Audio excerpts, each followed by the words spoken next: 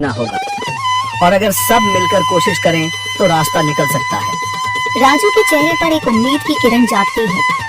हाँ बाबा जी, अगर सब मिलकर काम करें तो हम पानी ढूंढ सकते हैं।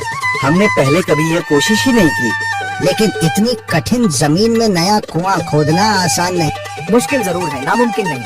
अगर हम मिलकर काम करें तो ये हो सकता है। राजू खड़ा हो जाता है, उसकी आंखों में एक नई रोशनी है। तो फिर हम कल से काम शुरू करेंगे।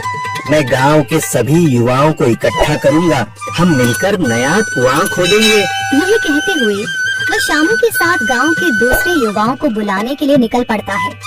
कहीं दूर से गरज की हल्की सी आवाज आती है, जैसे आकाश ने उनकी उम्मीदों की गवाही दे दी हो।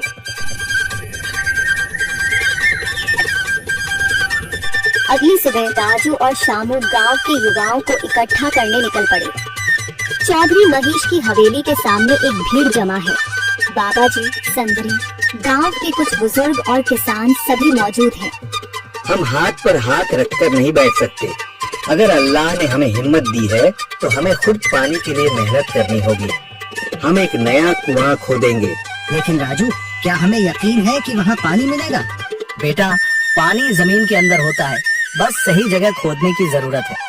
हमने अपने बुजुर्गों से सुना था कि पुरानी नहर के पास जमीन नरम थी, शायद वहीं पानी हो। बाबा जी सही कह रहे हैं। अगर तुम सब यह काम करने के लिए तैयार हो तो मैं अपने कुछ मजदूर भेज सकता हूँ। धन्यवाद चौधरी जी, लेकिन हम सब खुद भी मेहनत करेंगे। यह हमारे गांव के अस्तित्व की लड़ाई है। संदरी, जो अब तक चुप थी, आगे बढ़ती है। हम औरतें भी पीछे नहीं रहेंगी। हम पानी लाने की व्यवस्था करेंगी, खाना बनाएंगी, ताकि तुम सब आराम से काम कर सको। यही हिम्मत चाहिए थी संदर। पूरा गांव एक नई उम्मीद के साथ कुआं खोदने की तैयारी में जुट जाता है। दूसरी ओर कुआं खोदने का काम शुरू हो चुका है। राजू, शामू और दूसरे युवा बेलचे चलाने लगते हैं। मिट्टी बाहर निकाली जाने लगती है। तेज गर्मी के बावजूद सब पूरी हिम्मत के साथ जुटे हुए हैं। दोपहर की तेज धूप जमीन आग की तरह तप रही है।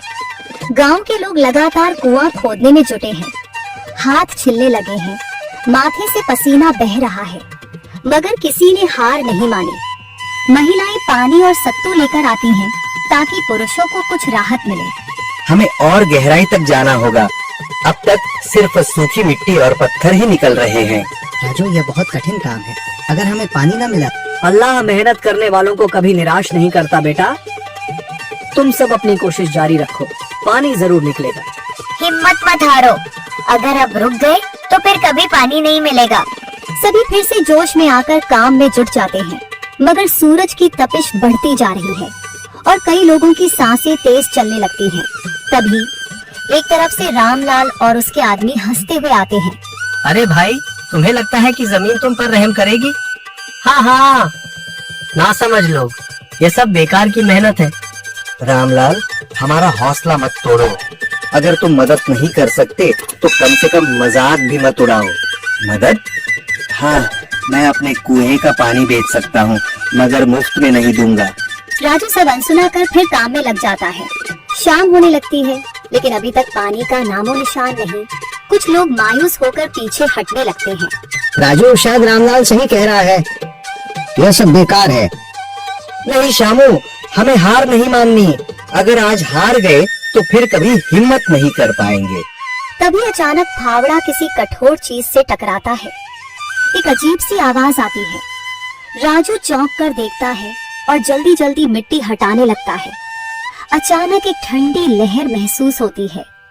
सभी लोग दौड़ कर आते हैं। जैसे जैसे मिट्टी हटती है, नीचे से गीली जमीन नजर आने लगती है। सब हैरान रह जाते हैं। सुभान अल्लाह, मैंने कहा था ना, अल्लाह हमारी मेहनत को जाया नहीं करेगा। राजू और बाकी सभी जोर लगाते हैं। कुछ ही पलों बाद अचानक मिट्टी के नीचे से पानी की एक छोटी सी धारा फूट पड़ती है। गांव वाले खुशी से चिल्ला उठते हैं। पानी पानी निकल आया। यह अल्लाह की कुदरत है रामलाल, जिस पर तुम्हें यकीन नहीं था। पूरा गांव आनंद से झूम उठता है। लोग एक दूसरे को बधाइयां देते हैं। औरतें दुआ करने लगती हैं। कुछ दिन बीत चुके हैं। गांव वाले नए कुएं से पानी भर रहे हैं, खेतों को सींच रहे हैं और जिंदगी फिर से पटरी पर लौट रही है। मगर रामलाल अब भी अपनी